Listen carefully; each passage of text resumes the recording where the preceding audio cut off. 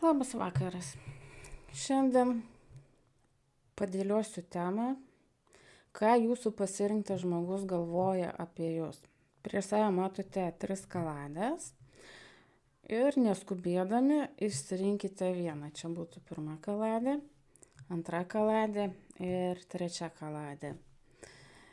Jeigu jums trūksta laiko, tai susistabdykite video ir pasirinkite labai ilgai negalvodami labiausiai traukiančią kaladę, kuri jums rezonuoja. Taip pat primenu, čia yra bendras būrimas, taigi jisai gali ne visiems tikti. Taigi, tikiuosi jau išsirinkot savo kaladę ir pradėsim nuo pirmo varianto. Taigi, pasitraukiu šalį ir 1 kaladę. Ką jis arba ji apie jūs galvoja. Žiūrim.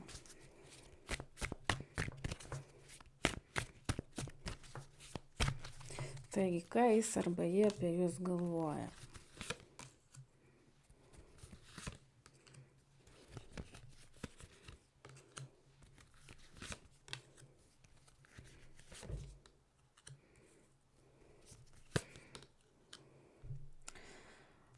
Jis galvoja, kad jūs esat labai stiprus žmogus iš tikrųjų, labai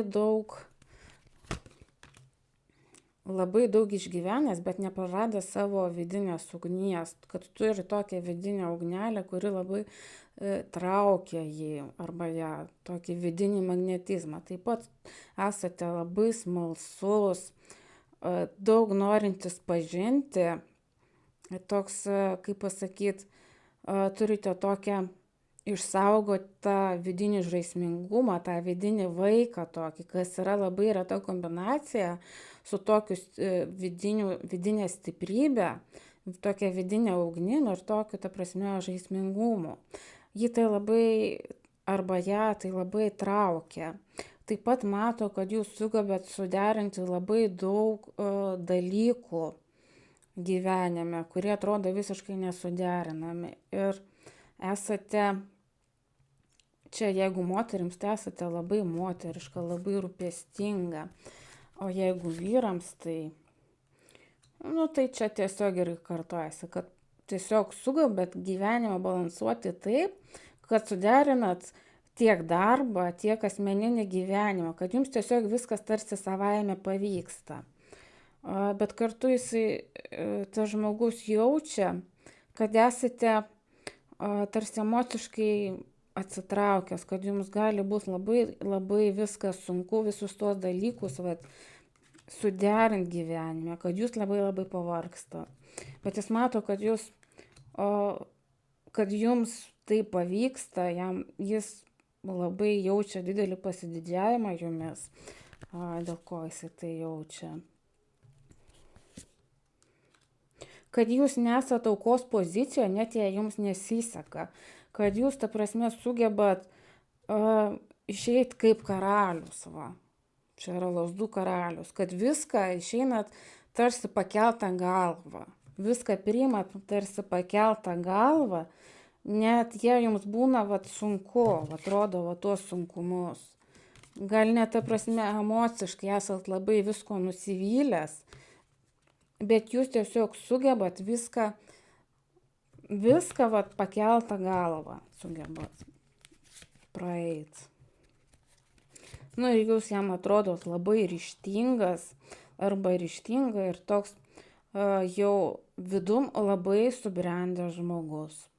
Labai subrendęs žmogus. Ir turintis labai stiprias vertybės, vidinį stuburą, kad jūs sunku, ta prasme, išjudinti, kad jūs, ta prasme, esat ir toks labai dosnus, labai geras žmogus, bet kartu turit vidinį stuburą, savo vidinės vertybės, kad neduok Dieve jūs, ta prasme, įžeis ar kažkaip žodžiu sumenkins, kad jūs tiesiog nebijosit nusisukt ir išeit vienas, kad jūs vienas viską galit pats. Jums, ta prasme, nereikia žmogaus dėl kompanijos, dėl to, kad būtumėt su kažkuo, nes jūs pats esat arba pati esat, tiesiog, labai gerai su savim. Tai taip apie jūs galvoja.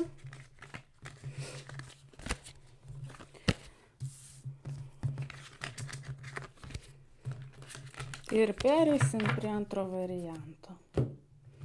Taigi antras variantas, ką apie jūs galvoja jūsų pasirinktas žmogus.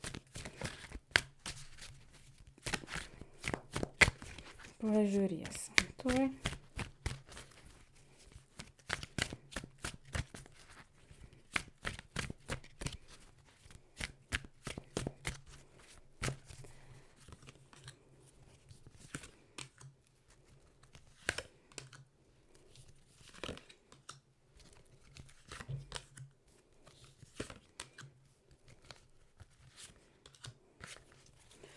Aha, jis jūs mato kaip įkvėpimą, kad jūs mokat transformuotis, esat labai daug ką gyvenime patyręs arba patyrusi, labai daug sunkių išgyvenimų perėjot, bet vis tiek išlikot labai šviesus, labai toks, ypatingas žmogus jo akimis esate. Taip pat, kad jis mato, kad jūs šiuo metu pradedat visiškai naują etapą. Kad jūs esat labai sąžiningas, pats su savim pirmiausia ir su kitais. Kad jums šiuo metu galbūt sunku, daug balansuojat, galbūt jūsų finansinė padėtis nėra labai gera, bet jūs labai stengiatės. Labai deda daug pastangų, tiek bendraudamas su kitais, esat žmogus, kuris linkęs investuoti tiek savo emocijas, tiek savo laiką, tiek darbą, kas tai bebūtų, ar tai būtų santykis, ar tai būtų kažkoks darbas, finansinis projektas. Bet jis mato, kad jūs kartais tiesiog būnat tarsi pastrigę savo mintyse, kad jūs kartais tampat labai apatiškas arba apatiška, kad jums trūksta vidinės laimės.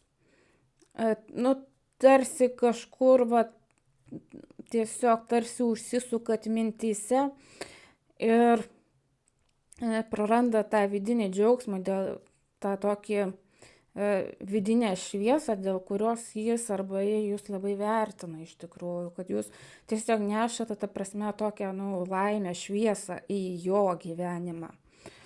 Taip pat jis mato, kad galbūt greičiausiai čia, kad tarp jūsų buvo kažkokių aštrumų, galbūt konfliktų, nesutarimų. Ir jis labai norėtų tai ištaisyti dabar, nes jūs esat jam labai svarbus žmogus. Labai svarbus. Bet žino, kad jūs turit savo ribas ir jūs lengvai nenusileisit. Bet jis galvoja, kad tai yra tarsi kažkoks likimo posūkis, kad jūs susidūrėt. Ir čia vėl rodo, kad jūs, ta prasme, išlaikot savo ribas. Jūs, ta prasme, nors ir daug gyvenime patyręs, esat sužeistas arba sužeista, dėl to jisai kartais negali jūsų pasiekti vidaus.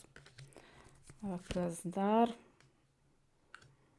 Bet jisai labai tiki, kad jūs jį įsileisit, nes jisai ateina su šviesa, jisai nori, kad tarp jūsų viskas būtų gerai. Ir jis ateina su, manau, jeigu jisai buvo kaltas, jisai atsiprašys, jisai su jumis bandys susisiekti, pasiekti jūsų, ta prasme, vidų. Nors buvo galbūt kažkokių tikrai, kaip čia matau, kortose negražių dalykų, bet jisai nori, kad tarp jūsų būtų viskas gerai, nes jūs jam labai svarbus žmogus. Va čia mylimųjų korta. Tikrai, kai krenta mylimųjų korta, tai rodo, kad tai yra, sielinis ryšys. Tai tokios kortos krito. Ir pereisim prie trečio varianto.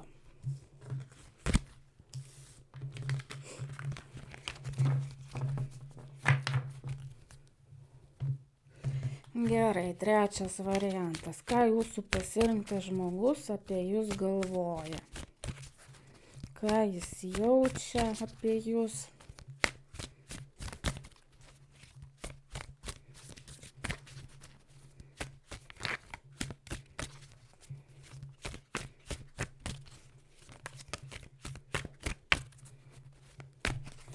Gerai, žiūrim.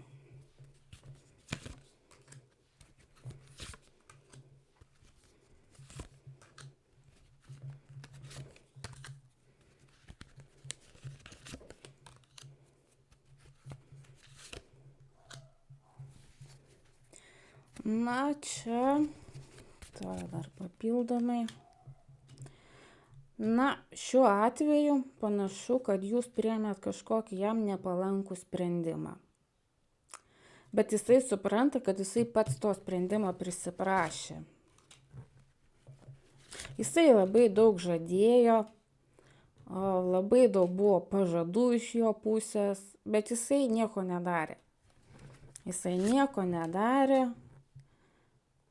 Tiesiog laukė, kaip laukė tinkamos progos kažką daryti, bet nieko nesiėmė. Žodžiu, viskas liko pažadų lygyje. Ir jisai supranta, kad jums reikėjo, ta prasme, saugumo, kad jūs vienas arba viena viską statėt, ta prasme, išlaikėt santykį.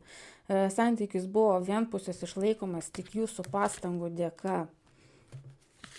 Ir kad tiesiog užsidarė šitas etapas, nes jūs, ta prasme, jautėt per daug nuovargio viską laikyti vienam arba vienai, kad jūs tiesiog pavargot.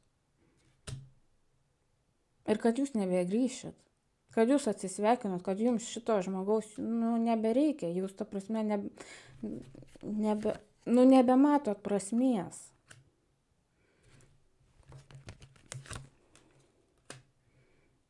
Buvo labai daug iliuzijų iš jo pusės, prikurta visokių istorijų, dalykų, bet niekas, ta prasme, nieko konkretaus.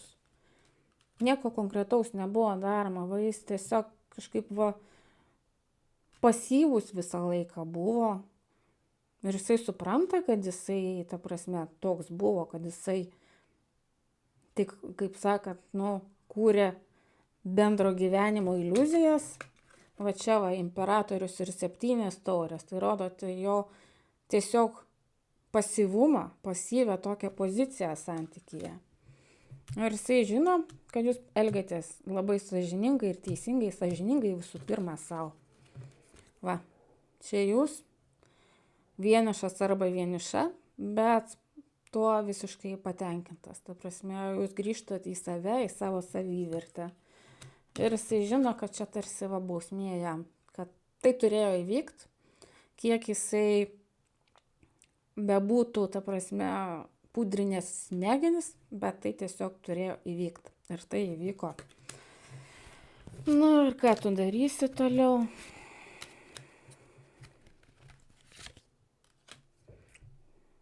Ir jam labai sunku susitaikyti su pralaimėjimu. Jisai jaučiasi kaip pralaimėjęs prieš jūs. Netekęs svarbaus žmogaus, bet čia aš nematau meilės, aš čia nematau jausmų, čia yra tiesiog, kad jam buvo patogu su jumis. Jūs jam suteikėt kažkokį tokį patogumą, jam buvo geras su jumis, bet jisai čia tiesiog, kaip toks, nežinau, čia nėra karalius, čia yra pažukas, tai čia yra emociškai nesubrendęs žmogus. Emociškai nesubrendęs, o jūs čia, jūs imperatorienė. Tai palyginkit pažas ir imperatorienė, čia visiškai kitas lygis. Jisai tiesiog neįvertino jūsų brandos, jūsų, ta prasme, savivertės ir stabilumo. O jis tiesiog kaip kažkur, žinai, kaip sako, yra tokie žmonės, kurie emociškai nustojo bręst vaikystėj. Tai jisai čia, pažas. Tai jisai tik dėl to apgailestauja, kad jisai prarado patogumą. Jūs jam buvo tarsi kaip mama, kaip gelbėtoja kažkokia, kuri viena pastoviai išneždavo santykį, o jisai galėjo tiesiog mėgautis buvimu ir tuo, ką gaudavo. Na ir žinutė jums.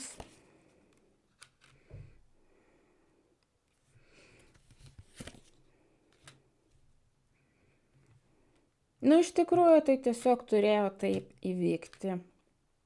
Tiesiog jūs pervargo, ta prasme, vat, derinti dalykus, stengtis dėl santykio, kuris, ta prasme, kai kitas žmogus tiesiog kabo. Jam gerai kaip yra ir jisai nieko nemato.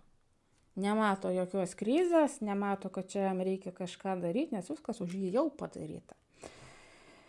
Jisai laikė jūs tarsi savaime suprantamą žmogų, kuris niekada nuo jo nepabėgs, visada bus. Bet dėja, taip dėja neįvyko. Tai va, toks buvo trečias variantas. Tikiuosi, kad šis skaitymas jums patiko. Jeigu domina individuali konsultacija, visada galite kreiptis asmeninę žinutę. Tai va, ačiū, kad klausėt ir gero vakaro.